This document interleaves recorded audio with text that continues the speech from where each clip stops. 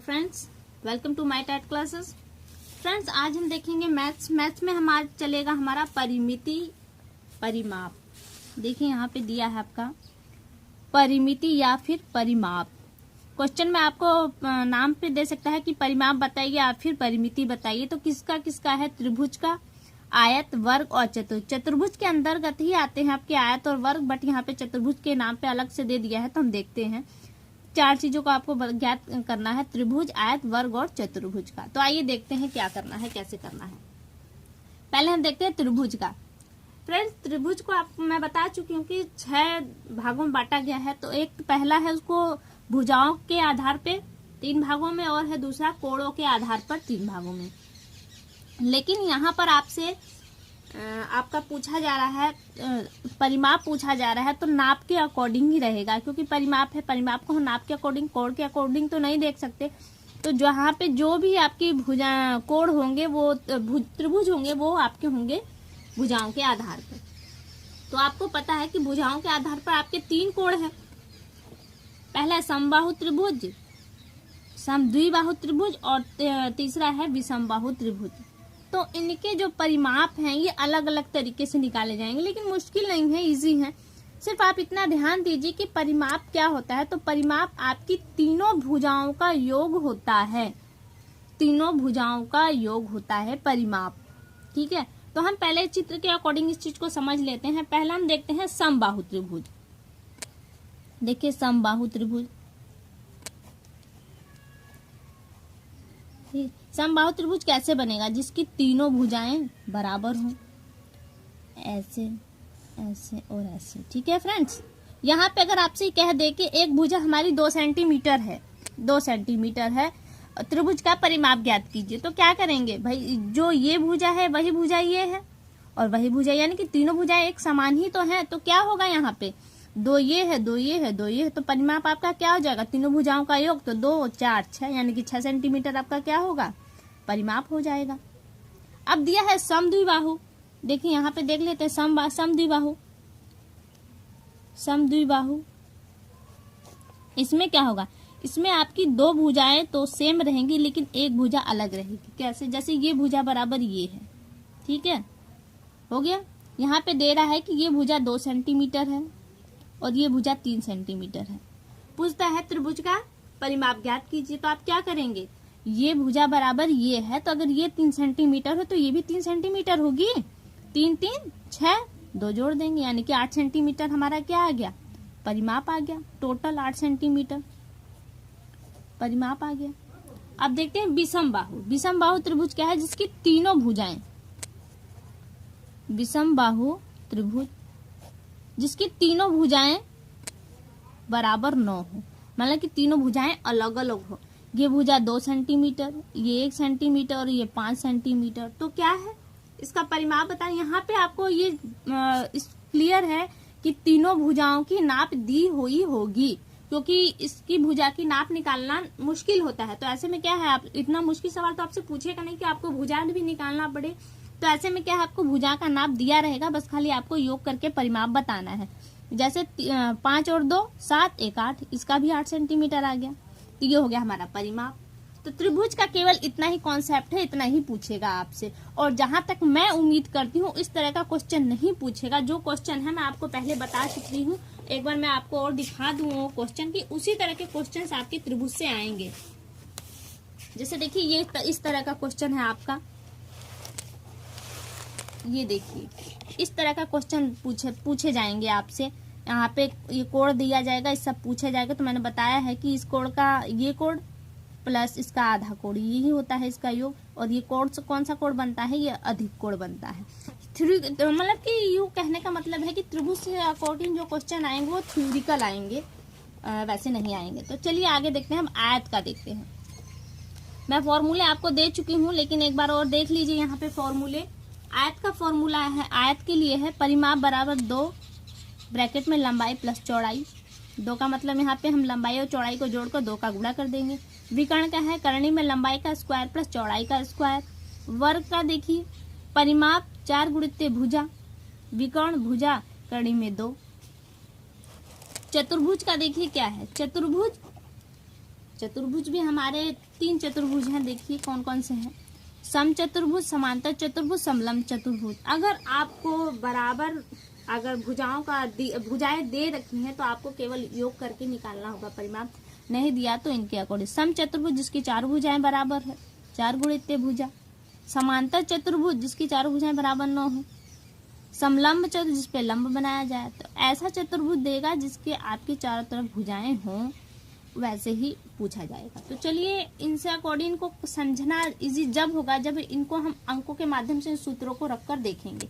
तो आइए अंकों से रखकर सूत्रों को देखते हैं और कुछ क्वेश्चंस देखते हैं जो हमारे लिए इम्पोर्टेंट है।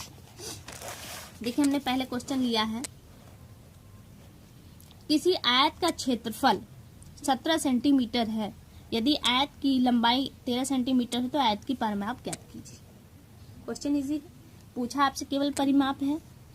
और देखिए भुजा न देकर आपको क्षेत्रफल दिया हुआ है, किसका? आयत का। ठीक है ना, पहले आप प्रश्न को ही ध्यान से पढ़िएगा क्योंकि प्रश्न में ही आधा हल छुपा होता है। क्योंकि अगर प्रश्न को पढ़ने में आपने गलती की तो आपके फॉर्मूले रखकर भी आपके धरे के धरे रह जाएंगे, आंसर आपका गलत आएगा। तो आयत पूछा है तो पहले आप इस चीज को समझने के लिए चित्र बना लीजिए। चित्र बनाइए, बनाते हैं चित्र, आयत बनाते हैं, ऐसा ही होता है ना आयत। ठीक है, आयत बन गया हमारा। दिया है इसका क्षेत्रफल, इसका क्षेत्रफल क्या है? 117 सेंटीमीटर।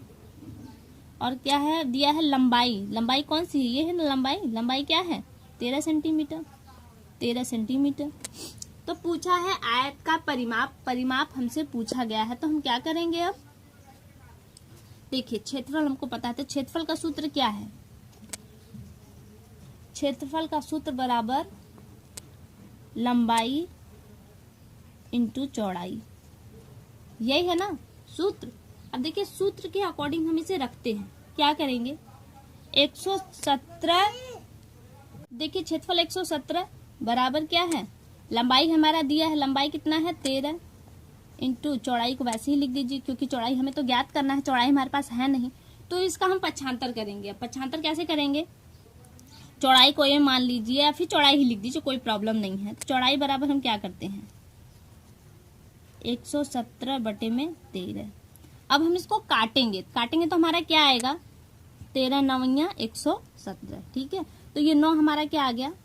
चौड़ाई आ गया। कंफर्म है? ठीक है, अब हमसे पूछा है परिमिति या परिमाप, तो परिमाप के लिए क्या करना है हमें? 2 इंटू लंबाई प्लस चौड़ाई। देखिए परिमिति, परिमिति बराबर सूत्र क्या है? 2 लंबाई प्लस चौड़ाई, यही है ना, प्लस चौड़ाई। ठीक है, ऐसे कर लीजिए।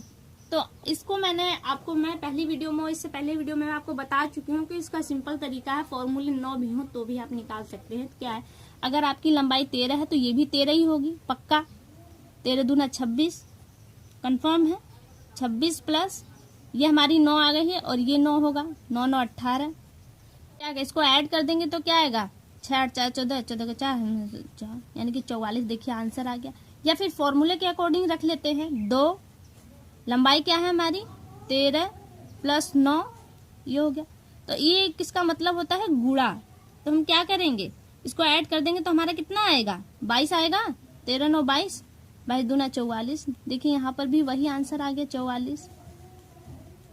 तो ये हमारा हो गया आंसर। देखते हैं दूसरा क्वेश्चन।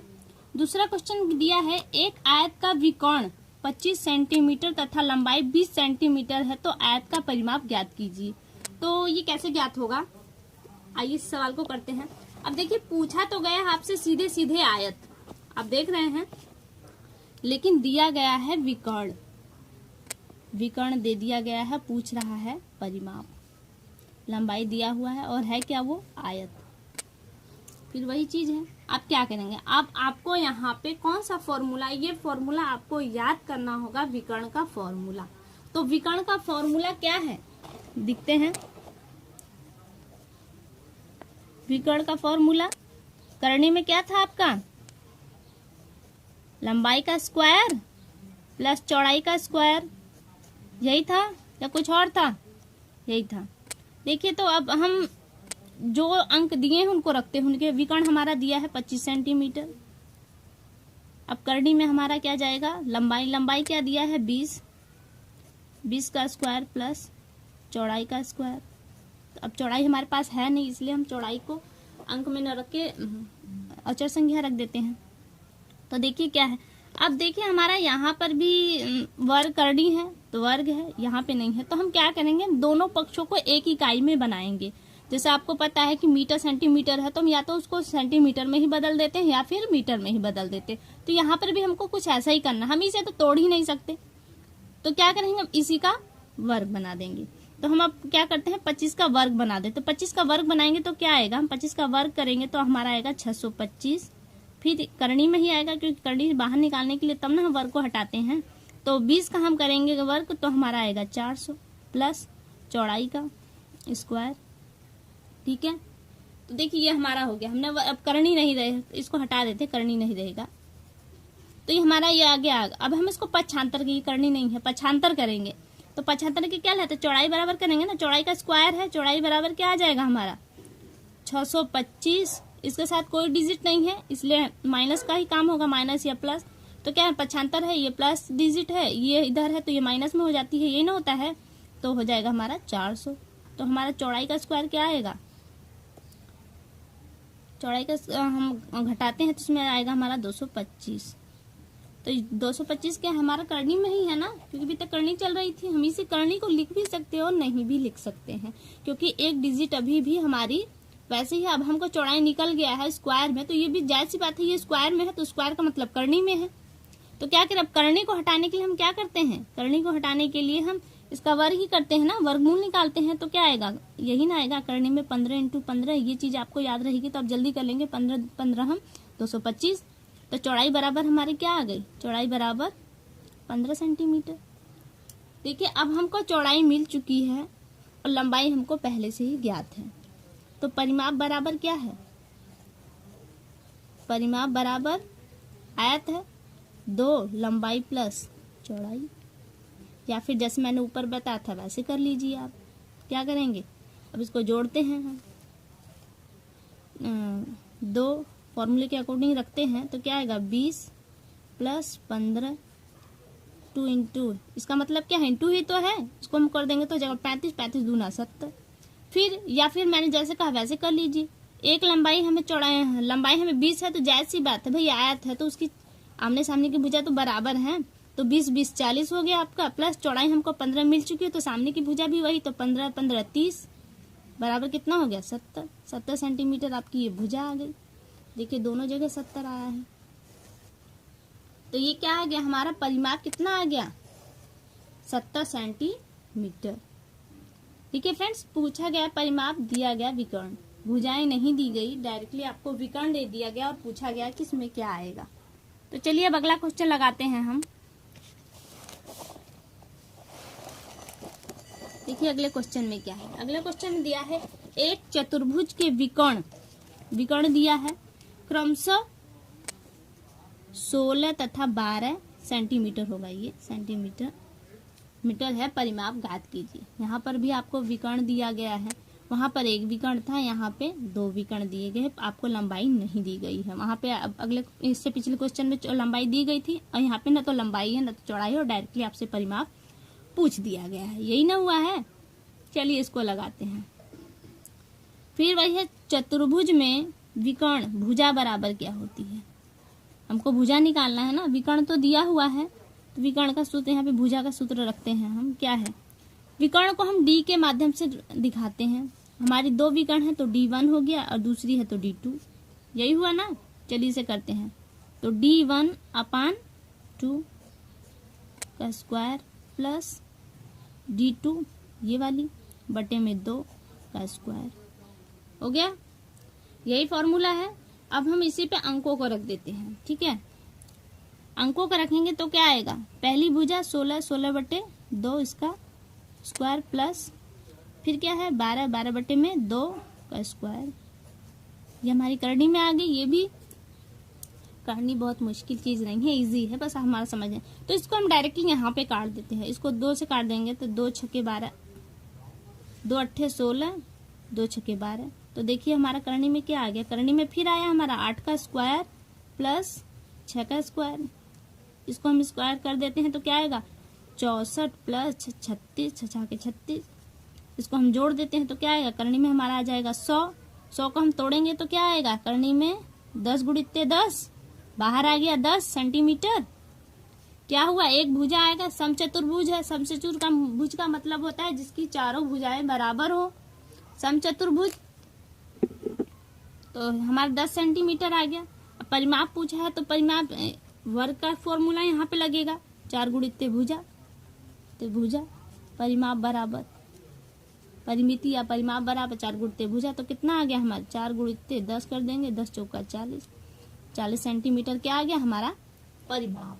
तो फ्रेंड्स ये टॉपिक यहीं खत्म। आपको कैसा लगा इसके लिए हमें कमेंट करके जरूर बताएं और अगली वीडियो में आपसे बहुत जल्द मुलाकात होगी। तब तक के लिए नमस्कार।